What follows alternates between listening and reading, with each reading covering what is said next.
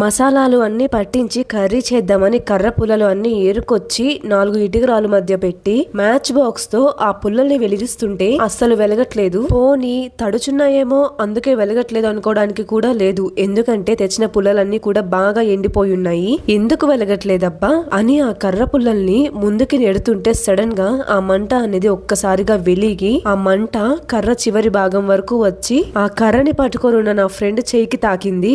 ఇంకా అంతే, వాడు పెద్దగా అరిచేశాడు. వాడికి చెయ్యి కాలిపోయింది కదా, అందుకని చిన్నగా తీసుకెళ్లి టెంట్ లో కూర్చోపెట్టి ఫస్ట్ ఎయిడ్ చేశాము. కాసేపటికి వాడి చెయ్యి మొత్తము బొబ్బలాగా వచ్చేసింది. హ్యాపీగా టైం స్పెండ్ చేద్దాం అనుకుని వాడి హ్యాండ్ ఇలా చేశామే అని చాలా బాధేసింది. అప్పటికి వెళ్ళిపోదామా అంటే వద్దు, ఎలాగో ఇంత దూరం వచ్చాం కదా, రేపు మార్నింగ్ వరకు ఉండి వెళ్దామన్నారు.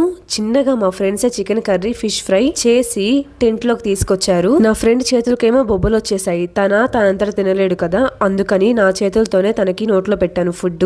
అందరం తినేసాక కాసేపు టెంట్ బయట మేం తెచ్చుకున్న ఫోల్డబుల్ చైర్స్ వేసుకొని మంట వేసుకొని చలి కాచుకుంటూ డాన్సులు వేసుకుంటూ వాళ్ళ లవర్స్ గురించి చెప్తూ బాగా ఎగిరి అలిసిపోయి ఇంకా చాలేరా వెళ్లి పడుకుందాం పదా అని అందరం కూడా టెంట్ లోపలికి వచ్చి పడుకున్నాము. మేము పడుకునేసరికి టైం 2 అయింది. మేము టెంట్ వేసుకున్న ప్లేస్ ఎలా ఉందంటే 20 అడుగుల దూరంలో చిన్న చెరువు, ఇంకా చుట్టూరా చెట్లు మొత్తము గుట్టలు గుట్టలు ఉన్నాయి.